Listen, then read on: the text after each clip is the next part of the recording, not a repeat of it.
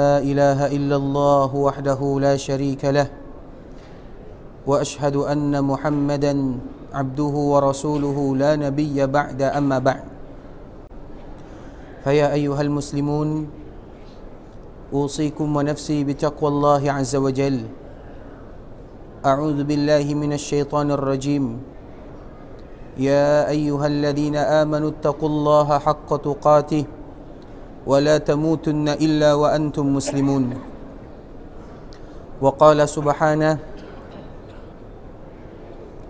يا أيها الناس اتقوا ربكم الذي خلقكم من نفس واحدة وخلق منها زوجها وبث منهما رجالا كثيرا ونساء واتقوا الله الذي تساءلون به والأرحام إن الله كان عليكم رقيبا وقال عز من قائل يا أيها الذين آمنوا اتقوا الله وقولوا قولا سديدا يصلح لكم أعمالكم ويغفر لكم ذنوبكم ومن يطع الله ورسوله فقد فاز فوزا عظيما أما بعد فإن أصدق الحديث كتاب الله وخير الهدى هدى محمد صلى الله عليه وسلم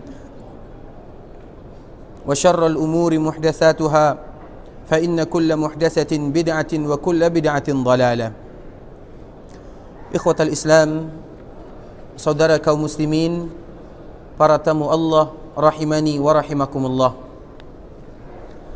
Alhamdulillah, segala puji dan puja kita aturkan untuk Allah Azza wa Jal, yang mana Allah masih memberikan kepada kita kesempatan untuk bisa duduk di Masjid Rasulullah sallallahu alaihi wasallam dalam rangka membacakan ayat-ayat Al-Quran dan membacakan hadis-hadis Nabi sallallahu alaihi wasallam, guna dan tujuan tidak lain tidak bukan agar kita lebih dekat dengan agama Allah Azza wa Jal, agar kita lebih paham tentang agama Islam yang dibawa oleh Rasulullah sallallahu alaihi wasallam. Dan kita juga mengetahui bahawa satu-satunya yang akan kita bawa berjumpa dengan Allah Azza wa Jal adalah agama. Karena dengan agama kita akan mengetahui tentang hukum-hukum Allah. Dengan agama kita akan mengetahui perintah Allah Azza wa Jal, dan juga dengan agama kita akan mengetahui larangan-larangan Allah Subhanahu wa taala. Sehingga kita tahu mereka yang paling takut kepada Allah adalah mereka yang paling tahu tentang agama Allah Azza wa Jal. Dan Allah Subhanahu wa taala menyebutkan di dalam firman-Nya, innama yakhshallah min ibadihil ulama. Sesungguhnya mereka yang paling takut kepada Allah adalah mereka yang tahu tentang agama Allah Subhanahu wa taala. Dan itulah tujuan kita, ikhwatal Islam. Kenapa kita terus dan terus kita belajar tentang agama Allah Subhanahu wa taala? Tujuannya tidak lain tidak bukan supaya kita menjadi hamba-hamba yang takut kepada Allah Subhanahu wa taala dan berharap kepada Allah Subhanahu wa taala. Kita takut akan ancaman Allah dan kita berharap dengan surga Allah Subhanahu wa taala, sehingga membuat kita semakin semangat beribadah dan beribadah kepada Allah. Sehingga kita juga tahu di antara doa yang senantiasa dibaca Rasulullah sallallahu alaihi wasallam, yang juga dianjurkan agar kita senantiasa membacanya, adalah bagaimana Allah Subhanahu wa taala memberikan kepada kita ilmu agama. Karena ilmu agama itu adalah ilmu yang akan memberikan kepada kita manfaat di dunia dan di akhirat. Bahkan satu-satunya yang diminta oleh Rasulullah sallallahu alaihi wasallam adalah agama Allah. Wa qur rabbi zidni ilma. Ya Allah, tambahkan kepadaku ilmu agama. Itu adalah permintaan Nabi sallallahu alaihi wasallam. Bagaimana dengan kita? Sehingga kita senantiasa mengucapkan doa yang dibaca oleh Rasulullah sallallahu alaihi wasallam, dan di antara salah satunya adalah doa yang disebutkan oleh baginda Nabi sallallahu alaihi wasallam, Allahumma inni as'aluka ilman nafi'a wa rizqan tayyiba wa amalan mutaqabbala. Sebuah doa yang masyhur dan yang sering kita dengar, bahkan sebahagian besar kita sudah menghafal doa tersebut, yaitu doa yang diajarkan baginda Rasulullah sallallahu alaihi wasallam, bagaimana kita sebagai umat Nabi harus senantiasa merasa kehausan dengan ilmu agama yang dibawa oleh Rasulullah sallallahu alaihi wasallam. Sehingga Rasulullah sallallahu alaihi wasallam mengajarkan kepada kita semuanya, Allahumma inni as'aluka ilman nafi'a. Ya Allah, sesungguhnya aku meminta kepadamu ilmu yang bermanfaat. Maksudnya ilmu yang akan bisa menyelamatkan kita dari azab Allah, dan ilmu yang akan bisa menyampaikan kita ke dalam surga Allah Azza wa Jal. Itulah ilmu yang bermanfaat. Kemudian untuk apa kita belajar tentang ilmu yang bermanfaat? Rasulullah sallallahu alaihi wasallam menyambung doanya, wa rizqan tayyiba, dan kita juga meminta kepada Allah Azza wa Jal rizki yang baik. Dan kita tidak akan tahu rizki yang baik kecuali kalau kita tahu mana yang halal dan mana yang haram, kecuali kita tahu tentang agama Allah Azza wa Jal. Sehingga yang pertama kali kita minta adalah ilmu. Dengan ilmu kita akan tahu mana yang haram dan mana yang halal. Sehingga doa yang kedua, Nabi sallallahu alaihi wasallam mengajarkan kepada kita wa rizqan tayyiba, yaitu rezeki yang baik. Kemudian apa lagi yang kita minta kepada Allah Azza wa Jal? Kemudian adalah yang kita minta wa amalan mutaqabbala.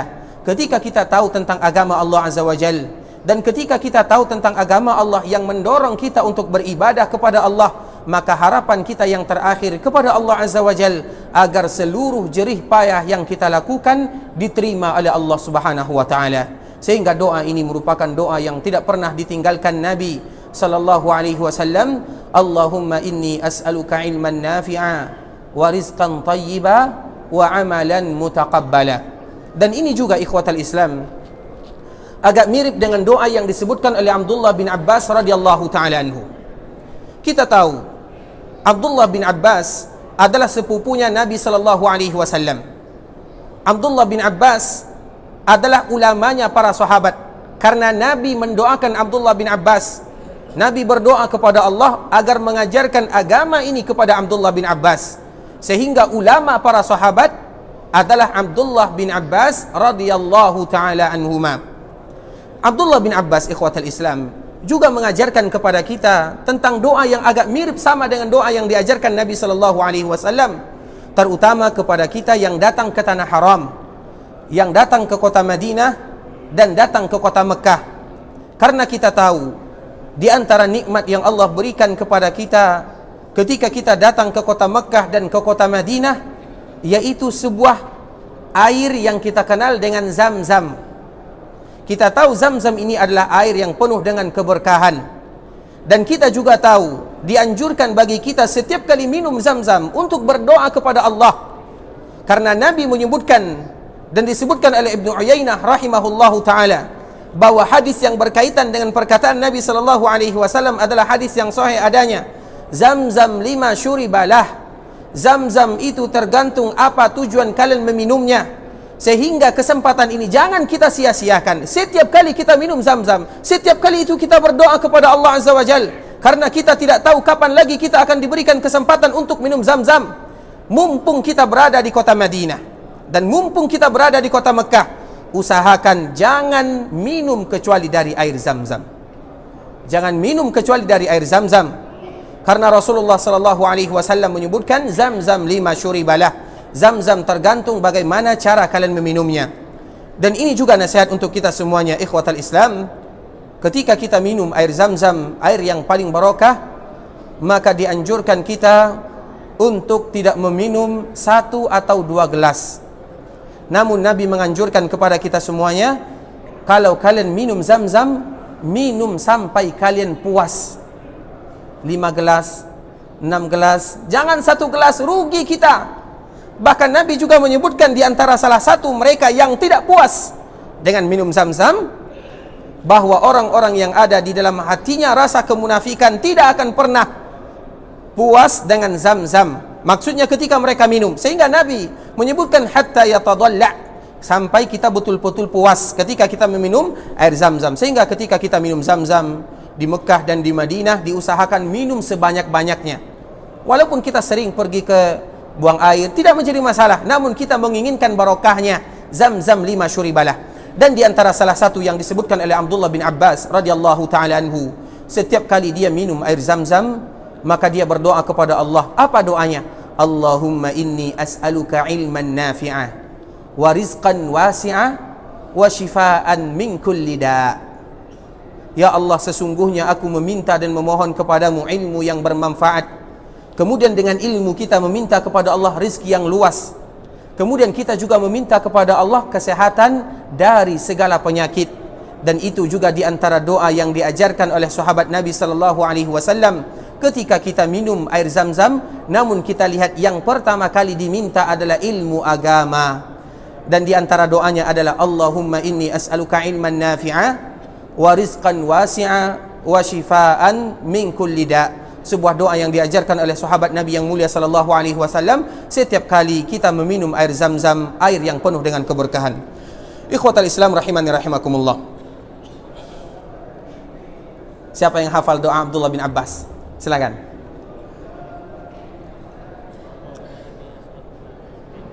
Ilman nafi'a wa rizqan wasi'a wa shifaan min kulli da'. Artinya ilmu yang bermanfaat, rezeki yang luas, dan kesehatan, kesembuhan dari segala macam penyakit. Masya Allah, tabaraka rahman. Silakan.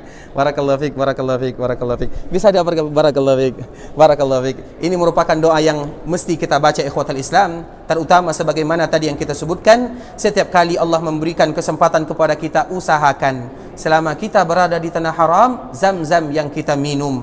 Bahkan di antara salah satu yang disebutkan oleh Abdullah bin Mubarak, dan ini juga di antara salah satu yang bisa kita contohkan. Abdullah bin Mubarak setiap kali dia minum air Zam-Zam, maka dia berdoa kepada Allah, ya Allah, ketika aku merasa puas dengan meminum air Zam-Zam, maka jauhkan dari diriku agar aku tidak pernah merasakan kehausan di padang mahsyar. Allahu Akbar. Kesempatan bagi kita semuanya ketika kita mengetahui para ulama apa yang mereka lakukan ketika Allah memberikan kepada mereka kesempatan untuk bisa minum air Zam-Zam. Dan alhamdulillah dulu Zam-Zam hanya didapatkan di Mekah, namun sekarang di Madinah di seluruhnya Zam-Zam, Zam-Zam semuanya, sehingga dianjurkan bagi kita untuk memperbanyak minum Zam-Zam tersebut. Kemudian ikhwatal Islam, tidak lupa pula kita mengucapkan salam dan salawat buat baginda Rasulullah sallallahu alaihi wasallam. Allahumma salli ala Muhammad wa ala ali Muhammad kama sallaita ala Ibrahim wa ala ali Ibrahim innaka Hamidum Majid. Allahumma barik ala Muhammad wa ala ali Muhammad kama barakta ala Ibrahim wa ala ali Ibrahim innaka Hamidum Majid. Ikhwatal Islam, ketahuilah, merupakan sebuah kemuliaan ketika kita senantiasa belajar dan belajar tentang Nabi kita yang mulia sallallahu alaihi wasallam. Bahkan juga sebagaimana yang sering kita sebutkan, di antara salah satu keutamaan masjid Rasulullah sallallahu alaihi wasallam yang tidak didapatkan di masjid mana saja. Nabi sallallahu alaihi wasallam menyebutkan di dalam hadis yang diriwayatkan oleh Imam Ibnu Majah rahimahullahu taala dari sahabat Abu Hurairah radhiyallahu taala anhu, man jaa masjidi hadha la ya'tihi illa li khairin yata'allamuhu aw yu'allimuhu fahuwa bimanzilatil mujahidi fi sabilillah wa man jaa li ghairi dhalika fahuwa bimanzilatir rajul yanzuru ila mata'i ghairihi. Nabi kita yang mulia menyebutkan, barang siapa yang datang ke masjidku ini, Masjid Nabawi, tujuannya adalah bagaimana dia belajar tentang agama Allah Azza wa Jalla, dia ingin lebih tahu tentang Al-Quran, dia ingin lebih paham tentang nabinya, mengetahui apa yang Nabi sebutkan, sunnah nabinya untuk diterapkan. Mereka datang untuk belajar kebaikan dan belajar tentang agama Allah Azza wa Jal. Ketahuilah Allah akan memberikan pahala yang sangat besar. Apa pahalanya? Maka mereka yang datang ke Masjid Nabawi untuk belajar tentang agamanya, ingin mengangkat kejahilan dari dirinya, ingin dekat dengan firman Allah, ingin dekat dengan hadis Nabi sallallahu alaihi wasallam, maka mereka ibarat orang yang sedang berjihad di jalan Allah Azza wa Jal. Kesempatan yang jangan kita sia-siakan. Setiap kali kita masuk ke Masjid Nabawi, minimal kita ambil Al-Quran kita baca, minimal kita baca hadis Nabi sallallahu alaihi wasallam, minimal kita belajar tentang kebaikan, minimal kita beribadah kepada Allah Azza wa Jal. Mereka itu adalah ibarat orang yang sedang berjihad di jalan Allah Azza wa Jal. Namun wa man jaa li ghairi dzalik, bagi mereka yang datang bukan untuk demikian, makanya kenapa kita dianjurkan ikhwatal Islam, terutama ketika kita berada di dalam masjid Rasulullah sallallahu alaihi wasallam, kita jauhkan segala sesuatu yang akan melalaikan kita dari beribadah kepada Allah Azza wa Jalla. Jauhkan semuanya, karena kita tidak tahu kapan lagi kesempatan ini datang kepada kita, sehingga kita jauhkan segala sesuatu yang melalaikan. Kemudian apa yang kita lakukan? Karena Nabi menyebutkan, dan barang siapa yang datang ke Masjid Nabawi, tujuannya bukan untuk mencari kebaikan, tidak Al-Quran tidak mereka buka, Hadis Nabi mereka tidak mau baca. Kemudian mereka bermalas-malasan beribadah mengetahui kebaikan-kebaikan. Maka mereka hanya seorang ibarat mereka yang memperhatikan perhiasan yang ada di tangan saudaranya. Hanya bisa melihat saja dan tidak bisa menikmati apalagi memiliki. Karena memang betul di masjid Rasulullah sallallahu alaihi wasallam ini semuanya adalah perhiasan, keindahan, dan perhiasan yang paling indah adalah agama Allah Azza wa Jalla yang ditinggalkan Nabi sallallahu alaihi wasallam. Makanya ikhwatal Islam, Abu Hurairah radhiyallahu taala anhu, sering kita sebutkan Abu Hurairah. Namanya adalah Abdurrahman bin Sakhar. Dan kita juga tahu, setiap kali hadis Nabi disebutkan, maka pasti di sana ada sahabat Abu Hurairah. Dari Abu Hurairah, namanya adalah Abdurrahman bin Sakhar. Abu Hurairah ini, dia pernah datang setelah wafatnya Nabi sallallahu alaihi wasallam. Dia datang ke pasar yang ada di kota Madinah. Kita tahu dulu pasarnya berada di samping kanan masjid, di depan masjid kita ini, atau di samping kanan Masjid Nabawi yang dulu. Kemudian Abu Hurairah datang kepada para pedagang dan para pembeli yang ada di pasar, terutama setelah Nabi sallallahu alaihi wasallam meninggal. Maka Abu Hurairah datang ke sana sambil mengatakan, "Wahai para pedagang, kenapa kalian sibuk di sini? Tidakkah kalian tahu sekarang warisan Nabi sedang dibagikan di dalam Masjid Nabawi? Warisan Nabi sedang dibagikan." Sehingga ketika mendengarkan Abu Hurairah mengatakan yang demikian, para pedagang mereka meninggalkan barang dagangannya, mereka menuju Masjid Nabi sallallahu alaihi wasallam. Kemudian ketika mereka sampai di Masjid Nabawi, mereka tidak mendapatkan perhiasan tersebut, sehingga mereka kembali bertanya dan datang kepada Abu Hurairah, "Wahai Abu Hurairah, mana perhiasannya? Mana perhiasan warisan Nabi yang dibagikan, mana?" Maka apa kata Abu Hurairah radhiyallahu taala anhu, "Wahai kalian sahabat-sahabatku, tidakkah kalian melihat di Masjid Nabawi sedang diajarkan agama Allah Azza wa Jalla? Tidakkah kalian melihat Al-Quran sedang dibacakan? Tidakkah kalian melihat hadis-hadis Nabi sedang dipelajari? Dan kalian ketahui bahwa itu adalah warisan para Nabi. Karena Nabi sallallahu alaihi wasallam menyebutkan, innal anbiya'a lam yuwarrithu dinaran wala dirhama wa innama warrasul ilma faman akhadahu akhadha bihazzin wafir." Sesungguhnya para nabi dan para rasul, mereka tidak pernah meninggalkan dinar dan dirham. Wa innama warrasul ilma, yang mereka tinggalkan kepada kita sebagai umatnya adalah ilmu agama. Agama yang ditinggalkan Nabi kepada kita, Al-Quran yang Nabi tinggalkan, hadis Nabi yang ditinggalkan kepada kita. Wa innama warrasul ilma faman akhadahu akhadha bihazzin wafir. Dan barang siapa yang mengambil warisan Nabi sallallahu alaihi wasallam, maka mereka sudah mengambil bagian yang sangat besar di dalam kehidupannya, dan mereka itulah orang-orang yang beruntung. Mereka mau mengambil warisan Rasulullah sallallahu alaihi wasallam. Itulah warisan Nabi kita sallallahu alaihi wasallam.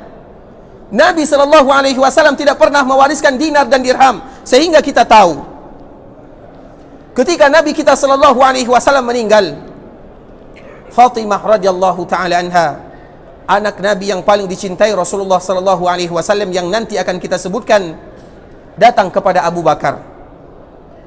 "Wahai Abu Bakar, mana warisan ayahku?" Apa jawaban Abu Bakar As-Siddiq radhiyallahu taala anhu? "Wahai Fatimah, ketahuilah, ayahmu yang mulia, baginda Rasulullah sallallahu alaihi wasallam, mereka tidak meninggalkan perhiasan dan warisan kecuali dua, Al-Quran dan hadis Nabi sallallahu alaihi wasallam. Itulah warisan Nabi sallallahu alaihi wasallam. Dan kita duduk di masjid Rasulullah sallallahu alaihi wasallam ini dalam rangka mengambil sedikit warisan-warisan yang ditinggalkan oleh Rasulullah sallallahu alaihi wasallam, dan itu merupakan sebuah keberuntungan, dan ini adalah tanda cintanya kita kepada Rasulullah sallallahu alaihi wasallam. Bagaimana kita mempelajari sejarah Rasulullah sallallahu alaihi wasallam, bagaimana supaya kita bisa membawa pulang agama Allah Azza wa Jalla, karena ini merupakan warisan yang terindah yang bisa kita bawa pulang ke daerah kita dan kita bawa kepada keluarga-keluarga yang kita cintai. Oleh karenanya ikhwatul Islam, sebagaimana hadis yang tadi kita sebutkan, datang ke masjid Rasulullah sallallahu alaihi wasallam jangan disia-siakan. Kita berusaha sekuat mungkin bagaimana kita termasuk di antara mereka yang dihitung sebagai mujahid, mereka yang berjihad di jalan Allah, yaitu dengan mempelajari agamanya, baca Al-Quran, pelajari hadis Nabi sallallahu alaihi wasallam, dan kita harus memanage waktu kita harus berikhtiar, dan kita harus mengatakan kepada diri kita pribadi, ketika saya datang ke Masjid Nabawi, atau ketika saya datang ke tanah haram, saya berusaha bagaimana Al-Quran saya tamatkan. Itu yang harus kita katakan dan itu yang harus kita lakukan. Lebih banyak kita berlama-lama di Masjid Nabawi dan di Masjid Haram yang ada di Mekah daripada di tempat-tempat yang lainnya, karena kita tidak tahu kapan kesempatan yang kedua yang Allah Subhanahu wa taala berikan kepada kita, dan semoga kesempatan tersebut tetap Allah Subhanahu wa taala berikan kepada kita dan juga kepada saudara-saudara kita kaum muslimin. Ikhwatal Islam rahimani wa rahimakumullah. Sekarang kita akan melanjutkan pembahasan kita, yaitu tentang Nabi kita yang mulia sallallahu alaihi wasallam dan tentang hari-hari terakhir Rasulullah sallallahu alaihi wasallam. Dan kemarin telah kita membahas tentang tanda-tanda wafatnya Nabi sallallahu alaihi wasallam.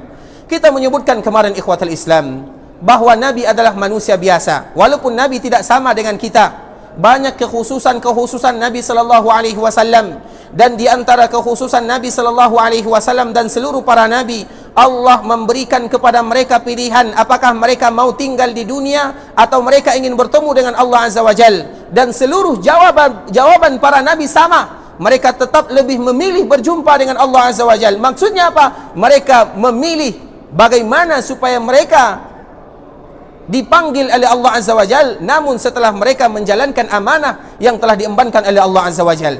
Sehingga kita tahu pada tahun ke-10 Hijriah yang kita kenal dengan Haji Wada' atau Hijjatul Wada'. Dan Haji Wada' ini kenapa disebutkan dengan Haji Wada'? Karena Nabi SAW pernah menyebutkan ketika Nabi SAW melakukan ibadah haji pada tahun ke-10 Hijriah, yang mana pada tahun sebelumnya, tahun ke-9 Hijriah, Nabi SAW ingin berhaji. Namun Nabi SAW memerintahkan Abu Bakar untuk menggantikan posisinya, karena Nabi tidak ingin berhaji sedangkan di Mekah masih banyak patung-patungnya. Sehingga Nabi berhaji pada tahun ke-10 Hijriah, yang mana pada tahun sebelumnya ingin berhaji pada tahun ke-9 Hijriah. Yang akhirnya Nabi mengutus Abu Bakar As-Siddiq sambil mengatakan kepada Abu Bakar As-Siddiq, pergi kamu melakukan ibadah haji bersama kaum muslimin, kemudian jangan tinggalkan satupun patung yang ada di Ka'bah. Sehingga pada tahun ke-10 Hijriah tidak satupun patung yang ada di Ka'bah, yang mana sebelumnya jumlahnya sangat banyak. Disebutkan oleh Imam Ibnu Hajar Al-Asqalani rahimahullah, bahkan jumlah patung yang ada di Ka'bah tersebut jumlahnya sampai 360 patung jumlahnya.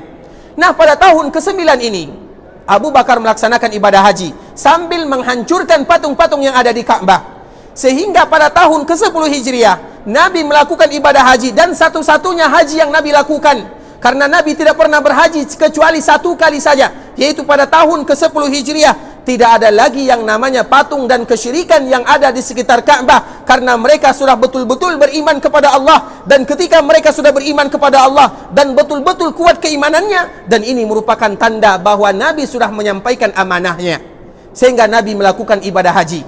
Ketika Nabi melakukan ibadah haji, apa kata Nabi kepada para sahabat yang hadir bersamanya? Disebutkan oleh para ulama yang melakukan haji bersama Nabi SAW jumlahnya sampai 40 ribuan, banyak jumlahnya. Dan Nabi pernah menyebutkan sebuah kalimat yang membuat para sahabat mereka meneteskan air mata. Apa kata Nabi SAW? Dan ini pesan untuk kita semuanya yang datang setelah para sahabat. Wahai para sahabatku, khudhu anni manasikakum, khudhu anni manasikakum la'alli la alqakum ba'da ami hadha. Wahai para sahabatku, ketika kalian ingin melakukan ibadah manasik, baik itu manasik haji ataupun manasik umrah ataupun manasik salat ataupun manasik zakat ataupun manasik puasa, karena seluruh ibadah disebut dengan manasik secara umum, dan secara khusus manasik itu maknanya adalah manasik haji dan manasik umrah. Nabi berpesan kepada para sahabatnya dan kepada kita semuanya, barakallahu fikum, khudhu anni manasikakum. Wahai para sahabatku, ambil manasik ini dariku, pelajari agama ini dariku, terutama manasik haji dan umrah. La'alli la alqakum ba'da ami hadha. Karena kemungkinan la'alli, kita tahu la'alla supaya atau agar, kemungkinan la'alli la alqakum ba'da ami hadha, karena kemungkinan kita tidak akan bertemu lagi setelah tahun ini, kata Nabi SAW. Dan ini adalah di antara pesan baginda SAW ketika Nabi melakukan manasik haji, yang mana jarak Nabi dengan manasik haji hanya 3 bulan saja. Karena kita tahu haji berada di bulan Zulhijjah dan Nabi SAW meninggal di bulan Rabiul Awal pada tanggal 12 Rabiul Awal di hari Senin di waktu duha, hari terakhir Nabi berjumpa dengan para sahabatnya. Sehingga di antara pesan baginda Rasulullah yang mana Nabi sudah sebutkan sebelumnya, wahai para sahabatku, pelajari manasik ini dariku, ambil manasik tersebut dariku, karena bisa jadi aku tidak akan berjumpa lagi dengan kalian. Sehingga di antara para sahabat mereka paham kenapa Nabi menyebutkan yang demikian, berarti sudah dekat ajar Rasulullah sallallahu alaihi wasallam. Dan kemarin juga kita sebutkan ikhwatul Islam, ketika ajar Rasulullah sallallahu alaihi wasallam sudah dekat, banyak di antara tanda-tandanya. Dan juga di antara tanda-tandanya ikhwatul Islam rahimani wa rahimakumullah, yaitu ketika Rasulullah sallallahu alaihi wasallam sudah sakit, ada sebahagian sahabat Nabi, dia mengatakan, aku tahu Bani Abdul Muttalib, dan di antaranya adalah Nabi Muhammad sallallahu alaihi wasallam. Aku tahu seluruh Bani Abdul Muttalib, apabila mereka akan wafat, aku tahu sifatnya. Ketika dia datang melihat Nabi sallallahu alaihi wasallam, dan dia tahu, karena sahabat ini sudah tua, dia tahu bahwa ini merupakan tanda ajal Nabi sudah dekat dan Nabi akan wafat bertemu dengan Allah Azza wa Jalla. Makanya ketika Nabi sakit ikhwatul Islam, dan kita sebutkan Nabi sakit selama 13 hari. Di akhir bulan Safar, Nabi SAW sudah terbaring di rumah istrinya Maimunah. Kemudian pada akhirnya Nabi senantiasa mengucapkan, Aina ana gadan, Aina ana gadan, di mana besok hari? Saya besok di mana? Di mana jatahnya? Atau di mana rumah saya yang akan saya menginap? Karena Nabi menginginkan agar bisa tinggal di rumah Aisyah radhiyallahu taala anha. Kemudian akhirnya Nabi tinggal dan menetap di rumah Aisyah radhiyallahu taala anha. Dan istri Nabi sallallahu alaihi wasallam senantiasa berkumpul bersama Rasulullah sallallahu alaihi wasallam. Kemudian ketika mereka berkumpul, maka datanglah Fatimah. Dan kita tahu Fatimah ini adalah di antara anak Nabi sallallahu alaihi wasallam yang paling dicintai oleh Rasulullah sallallahu alaihi wasallam. Dan kita juga tahu Rasulullah sallallahu alaihi wasallam memiliki keturunan atau memiliki anak-anak. Siapa yang ingat berapa anak Rasulullah sallallahu alaihi wasallam?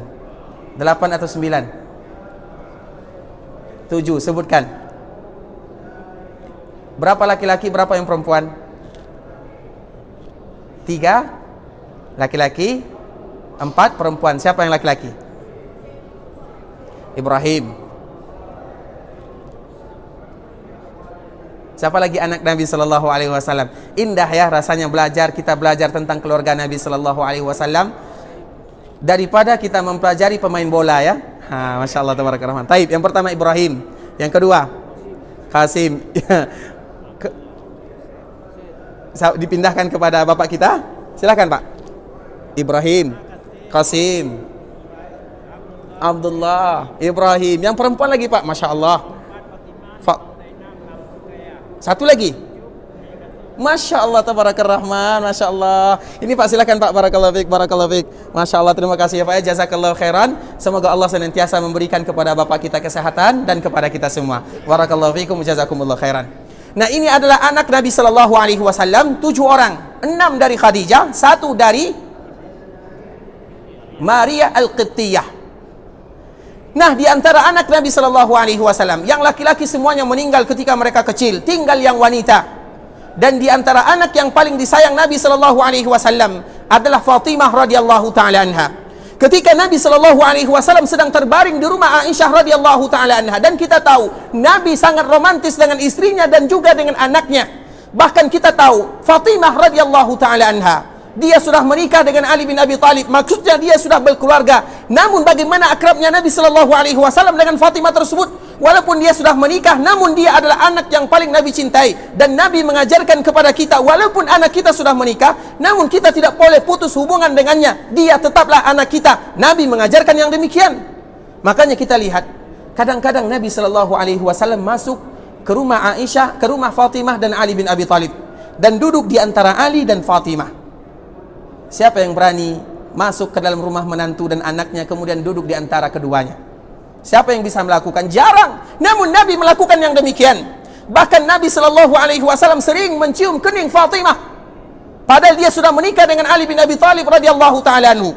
Nah, di antara salah satunya ketika Fatimah datang dikala Nabi sallallahu alaihi wasallam sedang terbaring di rumah Aisyah dan ada istri-istri Nabi sallallahu alaihi wasallam yang ada di sekitarnya, maka Fatimah datang. Apa kata Aisyah? Maka kami melihat Fatimah sedang berjalan dan kami tahu jalannya Fatimah sangat mirip dengan jalan Nabi sallallahu alaihi wasallam. Siapa yang tahu bagaimana sifat jalannya Nabi sallallahu alaihi wasallam? Apa? Seperti turun di atas bukit. Maksudnya gini-gini. Seperti turun di atas orang yang turun dari bukit. Maksudnya cepat.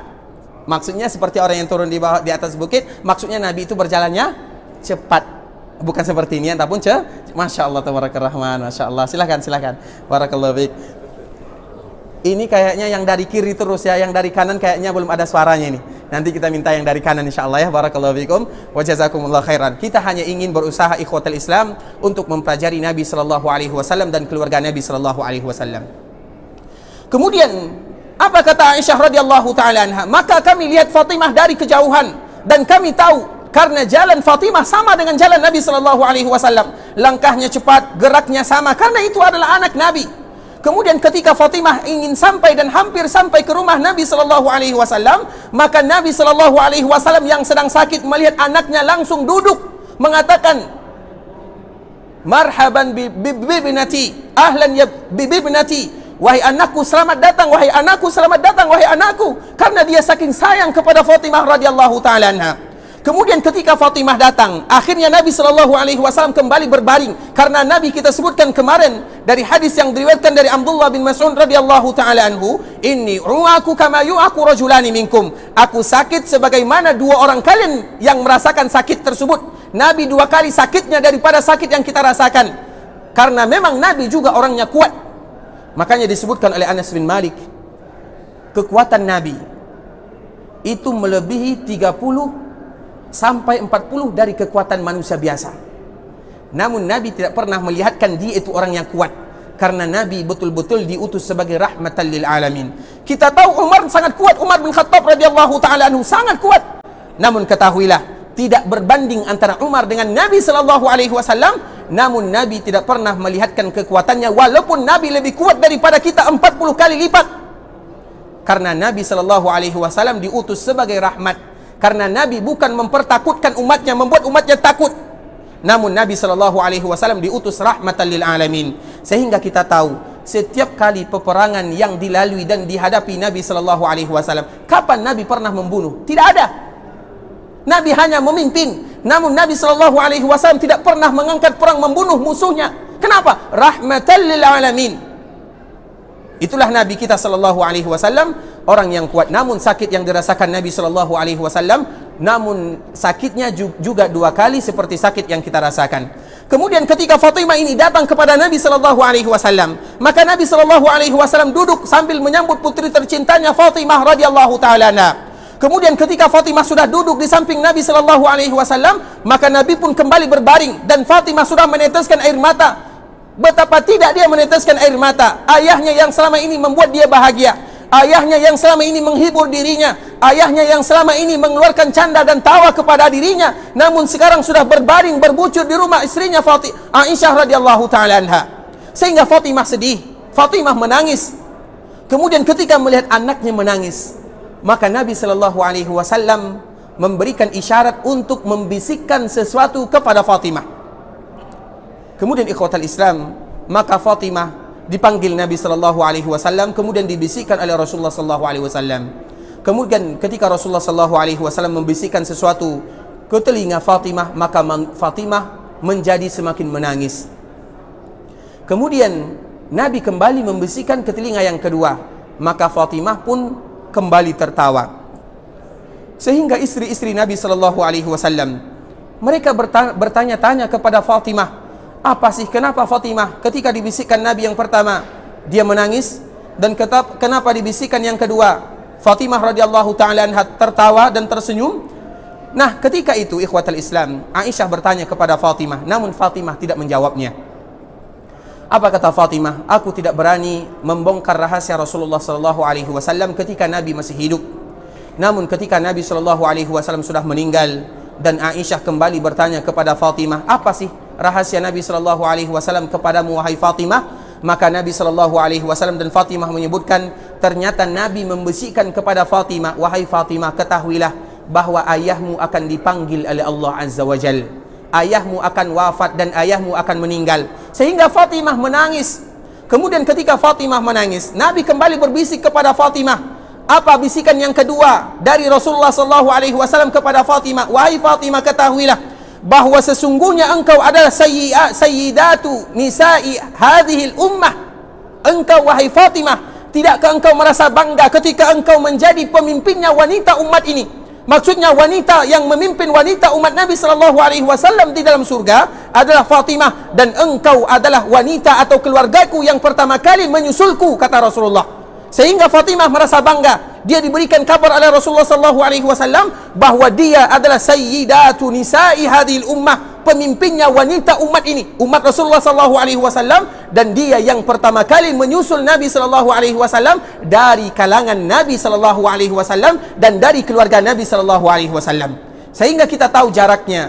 Ketika Nabi meninggal, maka 6 bulan setelahnya Fatimah pun menyusul ayahandanya Rasulullah SAW. Dan ini juga kabar ikhwatal Islam bahwa Rasulullah SAW sudah menyampaikan kepada para sahabatnya dan kepada keluarganya bahwa dia betul-betul akan dipanggil oleh Allah Subhanahu wa taala. Tinggal bagaimana urusan kita ikhwatal Islam. Karena wafatnya Nabi SAW kemarin telah kita jelaskan. Nabi meninggal pada hari Senin di waktu duha yang agak sedikit sudah meninggi pada tanggal 12 Rabiul Awal, dan semua para ulama mereka mengatakan ijma' Nabi meninggal pada hari Senin tanggal 12 Rabiul Awal. Tanggal 12 Rabiul Awal adalah hari di mana kota Madinah mendapatkan musibah di atas musibah dengan meninggalnya Nabi yang mulia sallallahu alaihi wasallam. Tinggal bagaimana kita mempelajari wasiat Nabi sallallahu alaihi wasallam, apa yang Nabi sallallahu alaihi wasallam berikan pesan kepada kita. Dan kemarin telah kita sebutkan di antara pesan Rasulullah sallallahu alaihi wasallam sebelum dia meninggal, atau yang kita kenal wasiat Nabi sallallahu alaihi wasallam sebelum Nabi meninggal, adalah bagaimana supaya kita tidak pernah mengucapkan kata-kata yang menghina, mencela, terutama sahabat Ansar radhiyallahu taala anhu. Kalau seandainya kita melihat sahabat Ansar melakukan kesalahan, maka maafkan kesalahannya. Dan kalau seandainya kita melihat sahabat Ansar melakukan kebaikan walaupun sedikit, maka terima kebaikan yang mereka lakukan. Dan ini pesan baginda Rasulullah sallallahu alaihi wasallam. Bahkan Nabi pernah berdoa untuk orang-orang Ansar dan untuk keturunan Ansar, Allahumma arham al-ansar wa abna'il ansar wa abna'il ansar. Ya Allah, sayangi orang-orang Ansar, sayangi anaknya orang-orang Ansar, sayangi keturunan-keturunan Ansar. Sehingga merupakan kemuliaan bagi kita semuanya ketika kita bisa datang ke tempat orang yang disayang Nabi sallallahu alaihi wasallam, yaitu orang-orang Ansar. Dan ketahuilah masih banyak keturunan Ansar di kota Madinah. Sehingga dengan kata lain Nabi sallallahu alaihi wasallam mengatakan bahwa orang Madinah ini ada sebahagian mereka keturunan Al-Ansar. Dan ingat, Rasul berpesan kepada kita untuk menjaga orang-orang Ansar tersebut dan untuk memaafkan apa yang mereka lakukan dan untuk menerima kebaikan yang mereka lakukan. Karena Nabi sallallahu alaihi wasallam berpesan kepada kita yang demikian. Kemudian kita juga tahu ikhwatal Islam, di antara pesan baginda Rasulullah sallallahu alaihi wasallam ketika Rasulullah sallallahu alaihi wasallam sakit adalah sebuah pesan yang sangat berharga yang harus kita jaga dan dijaga kaum muslimin. Anas bin Malik radhiyallahu taala anhu menyebutkan, dan juga Abdullah bin Abbas radhiyallahu taala anhu menyebutkan, ketika Nabi sallallahu alaihi wasallam merasakan sakit yang sangat sakit, maka di antara salah satu perkataan yang keluar dari mulut baginda Rasulullah sallallahu alaihi wasallam adalah sebuah kalimat, as-salatu as-salatu as-salatu wa ma malakat aymanukum. Nabi sallallahu alaihi wasallam berpesan kepada kita semuanya, kepada kita sebagai umat Nabi, as-salatu as-salatu as-salah. Wahai umatku, jaga salat, jaga salat, jaga salat. Karena kita sebagai umat Nabi, terutama kita kaum laki-laki, Allah menyebutkan di dalam surat An-Nur. Perhatikan, ini sifat laki-laki. Apa kata Allah Subhanahu wa taala? Fi buyutin azinallahu an turfa'a wa yuzkara fiha ismuh yusabbihu lahu fiha bil wuduwi wal asali rijal la tulhihim tijaratun wala bay'un an zikrillah. Allah menyebutkan ini sifat laki-laki. Siapa sebenarnya laki-laki yang Allah sifatkan di dalam Al-Quran? Ini dia. Dan inilah mereka yang namanya laki-laki. Fi buyutin, di dalam sebuah rumah. Apa maksudnya? Kita tahu rumah Allah Azza wa Jal, yang mana di sana Allah izinkan kita untuk mengangkat suara, yang mana Allah Subhanahu wa ta'ala izinkan kita di dalamnya berzikir pagi dan sore. Siapa mereka yang melakukan ibadah tersebut? Siapa mereka yang berzikir tersebut di rumah Allah Azza wa Jal? Siapa? Rijal, laki-laki. Rijalun, laki-laki yang mana? Kata Allah Azza wa Jal. Allah menyebutkan rijalun la tulhihim tijaratun wala bay'un an zikrillah, yaitu mereka laki-laki yang tidak pernah terlalaikan dengan perdagangan dan jual beli. Maksudnya apa? Mereka lebih mengedepankan berzikir kepada Allah dan melakukan ibadah salat. Maksud daripada ayat ini adalah mereka kaum laki-laki, tempatnya adalah di rumah Allah, di masjid. Kaum laki-laki ikhwatal Islam, kita semua tahu tempat kita bukan di rumah. Ibadah kita, ibadah salat kita di masjid, di rumah Allah Azza wa Jal. Sebagaimana tadi yang Allah sifatkan, sehingga ini diantara pesan baginda Rasulullah sallallahu alaihi wasallam sebelum Nabi meninggal. Dan ketika Nabi sakit, yang mana Nabi sakitnya sangat sakit, as-salatu salatu salah, jaga salat kalian wahai para sahabatku, jaga salat kalian. Oleh karenanya ikhwatal Islam, ini pesan baginda, wasiat Nabi sebelum Nabi meninggal. Ketika alhamdulillah Allah berikan kepada kita kesempatan datang ke tanah haram, dan kita tahu bagaimana kita berusaha menjaga salat 5 waktu. Bahkan 1 jam, setengah jam sebelum orang azan, kita sudah datang ke rumah Allah Azza wa Jal. Bagaimana supaya keadaan kita seperti ini bisa kita jaga, bahkan sampai kita kembali ke daerah kita masing-masing. Karena sering kita sebutkan dan juga kita ingatkan kembali, di antara bentuk Allah menerima amalan seorang hamba, amalan yang mereka lakukan akan melahirkan amalan yang berikutnya. Ketika ibadah salat kita diterima oleh Allah, terutama selama kita berada di Masjid Nabawi dan di Masjidil Haram, ketika kita datang ke tanah haram, di antara bentuk ibadah salat tersebut diterima oleh Allah. Ketika kita pulang, maka kita tetap melakukan ibadah tersebut. Itu bentuk ibadah diterima oleh Allah Azza wa Jalla. Namun kalau seandainya ketika kita di sini berlomba-lomba untuk melakukan ibadah kepada Allah, namun ketika kita berada di daerah kita, kita sudah mulai malas-malasan, ketahuilah ikhwatal Islam, itu tanda Allah tidak menerima ibadah kita. Karena ibadah melahirkan ibadah yang berikutnya, dan ibadah tidak pernah melahirkan gelar, namun ibadah yang dilahirkan dari ibadah adalah ibadah yang berikutnya. Sampai kapan? Sampai Allah mencabut nyawa kita. Sehingga Allah Subhanahu wa ta'ala menyebutkan wa'bud rabbaka hatta ya'tiyakal yaqin. Beribadahlah kalian kepada Allah sampai kalian wafat, kata Allah Subhanahu wa ta'ala. Kemudian ikhwatal Islam, inilah yang sering kita sebutkan dan kita ulang lagi. Yang susah di dalam agama kita itu adalah istiqamah, yaitu bagaimana kita berusaha istiqamah di dalam agama Allah Azza wa Jal. Ketika kita datang ke tanah haram, kita bisa melakukan beribadah kepada Allah dan berlomba-lomba untuk beribadah kepada Allah. Kita usahakan bagaimana kita tetap menjaga ibadah yang kita lakukan. Bagaimana supaya kita di daerah kita juga, kita tetap istiqamah di dalam agama Allah Azza wa Jal. Makanya kita ulang dan kita ulang terus. Kita lihat di antara sifat baginda Rasulullah sallallahu alaihi wasallam.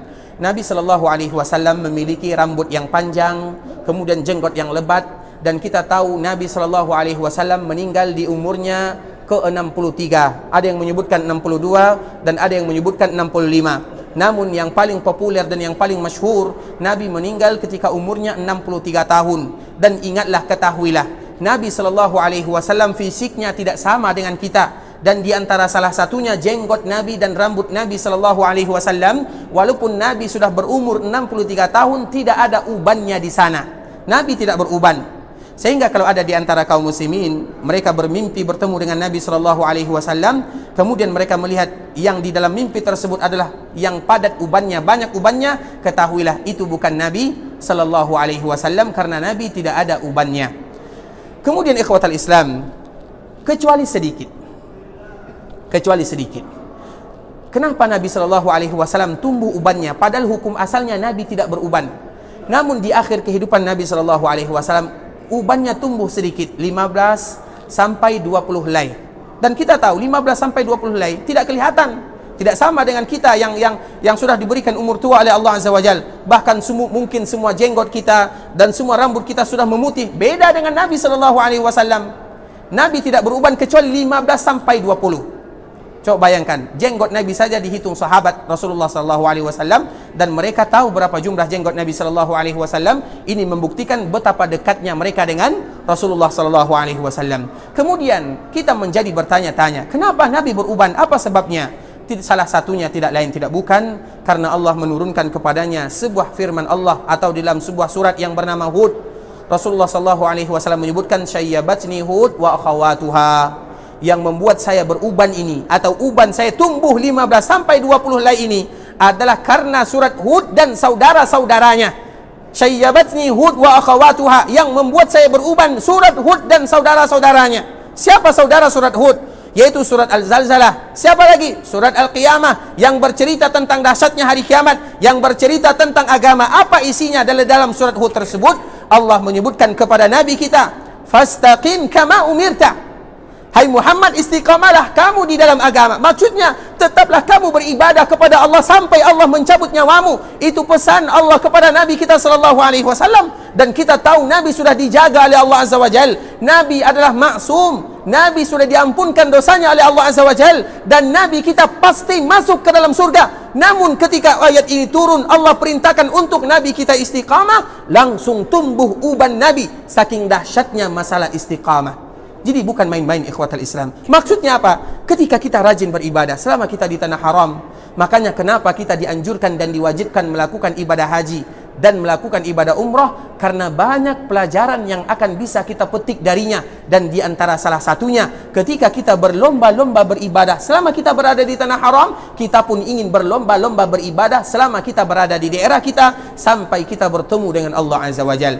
Karena sebuah ungkapan yang sangat populer dan sangat masyhur yang sering kita sebutkan ikhwatal Islam, dinukilkan oleh Imam Ibn Katsir rahimahullahu ta'ala, salah seorang imam yang masyhur yang kita kenal dengan tafsirnya, seorang imam yang meninggal pada tahun 774 Hijriah, yang juga dia mempunyai kitab yang lainnya yang kita kenal dengan Al-Bidayah wan Nihayah. Imam Ibn Katsir memberikan ta'liq terhadap perkataan Nabi SAW.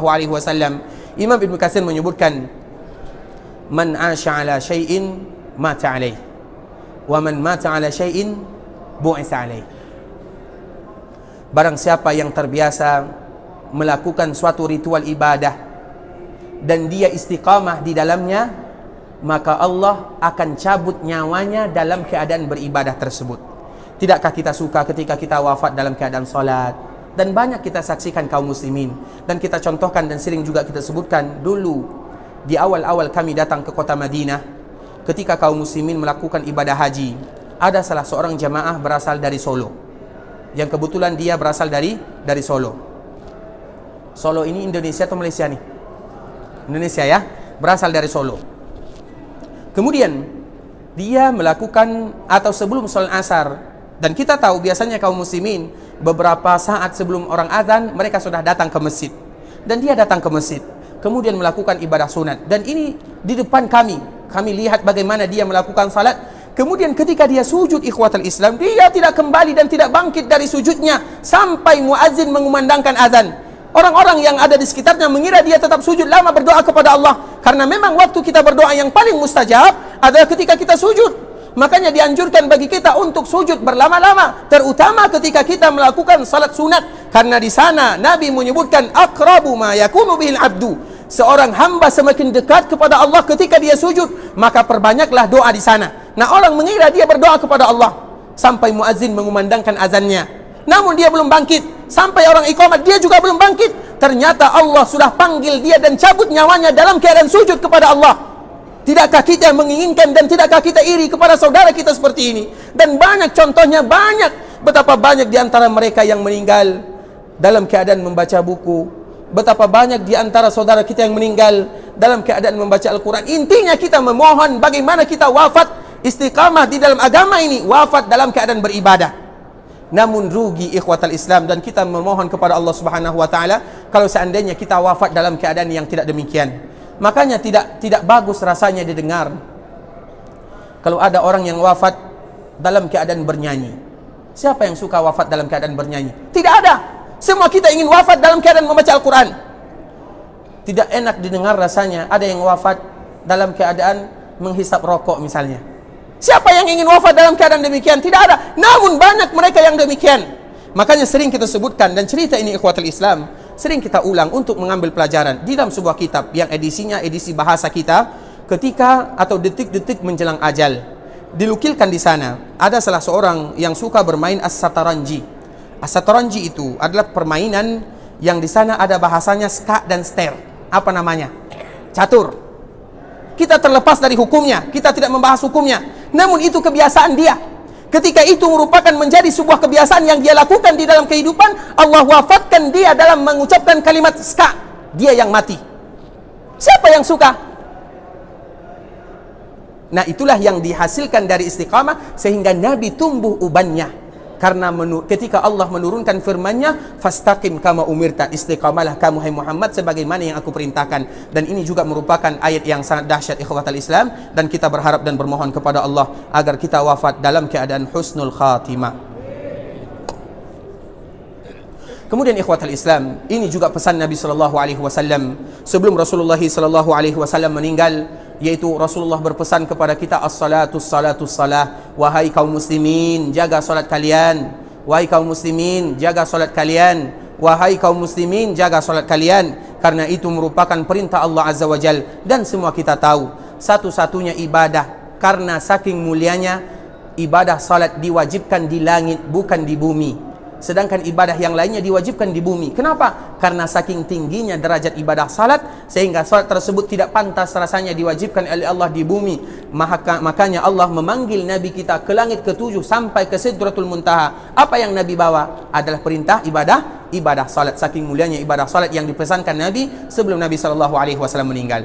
Kemudian juga di antara pesan Nabi SAW, as-salah wa ma malakat aimanukum. Dan begitu juga di antara pesan Nabi sallallahu alaihi wasallam, yaitu orang-orang yang ada di bawah kalian, pembantu kalian, budak kalian, aku pesan kepada kalian, perlakukan mereka dengan perbuatan yang baik. Dan juga sering kita sebutkan ikhwatul Islam, yang menentukan kita ini baik atau tidak baik, di antara salah satunya adalah pembantu kita. Karena ada dua yang menentukan kita ini baik atau tidak baik. Yang pertama adalah pembantu kita, dan yang kedua adalah istri kita. Kalau istri kita mengatakan kita ini orang baik, berarti kita orang baik. Kalau pembantu kita mengatakan kita orang baik, berarti kita orang baik. Kenapa? Karena mereka berada di bawah kita, dan mereka yang paling tahu keadaan kita. Luar dalam kita mereka tahu. Sehingga Nabi berpesan kepada kita yang demikian, wa ma malakat aimanukum. Dan mereka-mereka yang ada di bawah tanggungan kalian, terutama adalah pembantu kalian, budak kalian, perlakukan mereka dengan perbuatan yang baik. Dan Nabi sudah memberikan contoh tauladan kepada kita semuanya. Anas bin Malik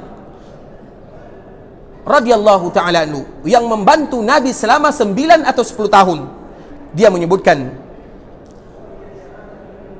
ma lamastu dibajan wala hariran alyanu min kaffi Rasulillah sallallahu alaihi wasallam.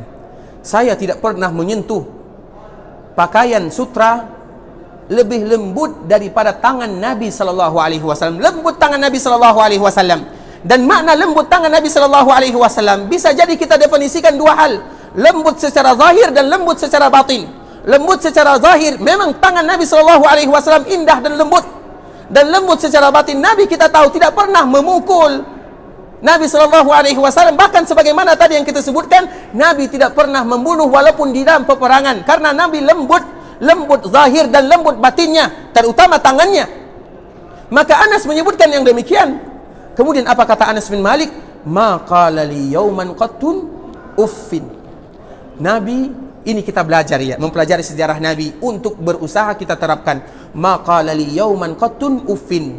Namun Nabi tidak pernah mengatakan kepadaku selaku pembantu Kepada Anas pembantu Nabi tidak pernah Nabi mengatakan apalagi kepada istrinya, apalagi kepada orang tuanya. Kepada pembantu saja Nabi tidak menyebutkan yang demikian. Dan ini kesaksian Anas bin Malik radhiyallahu ta'ala anhu.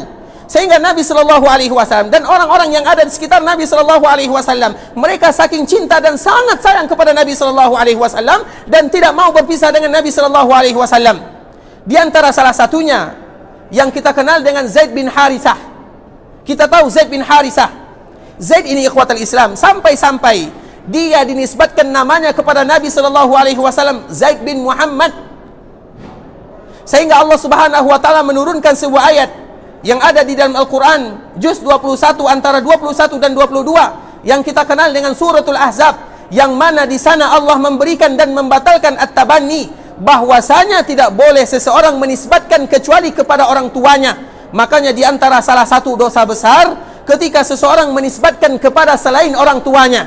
Dan ini pelajaran terutama kepada yang menjadikan dan mengambil anak angkat. Jangan pernah dinisbatkan kepada diri kita, nisbatkan kepada ayahnya. Dosa besar, kata baginda Nabi SAW, seseorang menisbatkan dirinya kepada selain orang tuanya. Sehingga Allah membatalkan. Sehingga nama Zaid bin Muhammad kembali berubah dan dinisbatkan kepada ayahnya, Zaid bin Harisah. Tahukah kita Zaid ini dari mana datangnya dan kenapa dia bisa berjumpa dengan Nabi SAW? Zaid ini, ikhwatal Islam, ketika terjadi peperangan, maka Zaid ini masih kecil dan orang tuanya sedang melakukan perjalanan, melakukan perdagangan. Kemudian akhirnya perdagangan atau kelompok rombongan orang tua Zaid ini atau Harisah ini dirampok oleh orang-orang yang ada di sekitarnya, sehingga Zaid ini menjadi seorang budak. Berubahlah statusnya menjadi seorang budak. Kemudian akhirnya Zaid ini sampai ke tangan ibunda kita Khadijah radhiyallahu taala anha. Kemudian Khadijah menghadiahkan Zaid ini kepada Nabi sallallahu alaihi wasallam. Jadi Zaid ini adalah hadiah dari ibunda kita Khadijah kepada Nabi kita yang mulia sallallahu alaihi wasallam, yang mana status Zaid ini masih berstatuskan sebagai seorang budak karena dia masih kecil. Kemudian Nabi sallallahu alaihi wasallam setelah Zaid berada di bawah kekuasaannya atau berada di bawah tanggung jawabnya, maka Nabi membebaskan Zaid ini lepas dari perbudakan, sehingga Zaid ini diangkat dan menjadi anak angkat Nabi sallallahu alaihi wasallam yang kita kenal dengan Zaid bin Muhammad, sampai Allah melarangnya tidak boleh menisbatkan kecuali kepada ayahnya. Kemudian akhirnya Allah dan Nabi sallallahu alaihi wasallam kembali memanggil Zaid ini dengan Zaid bin Harisah. Nah, kalau Nabi menjadikan Zaid ini sebagai anak angkat, berarti Nabi sayang kepadanya dan dia sayang kepada Nabi sallallahu alaihi wasallam. Kemudian akhirnya ikhwatul Islam, Zaid ini dicari oleh orang tuanya. Dan alhamdulillah ditemui oleh orang tuanya. Orang tuanya mencari, mana namanya Zaid, mana anakku, siapalah yang ingin berpisah dengan anaknya. Dan seluruh mereka yang berpisah dengan anaknya pasti berusaha bagaimana mencari anaknya itu, anaknya. Itu belahan jiwanya, anak yang kita cintai. Sehingga ayahnya Harisah senantiasa mencari Zaid radhiyallahu ta'ala anhu. Akhirnya Zaid ini dijumpai dan didapatkan. Ketika Zaid ini bertemu dengan ayahnya, maka Zaid ini tidak mau pulang bersama ayahnya, tidak mau kembali bersama ayahnya. Dan Nabi SAW sudah mengizinkan dia pulang bersama ayahnya atau kembali berkumpul bersama ayahnya. Namun Zaid tidak mau berkumpul bersama ayahnya. Dia lebih suka dan ingin bersama Nabi SAW. Kenapa Zaid ini lebih memilih Nabi ketimbang ayahnya? Kenapa? Kalaulah bukan karena akhlak mulia Nabi SAW, dan Nabi mengajarkan kepada kita bagaimana kita bermuamalah, dan di antara salah satunya adalah orang-orang yang ada di bawah kita. Wa ma malakat aimanukum, yaitu orang-orang yang berada di bawah kalian. Pesan baginda Nabi SAW sebelum Nabi SAW wafat.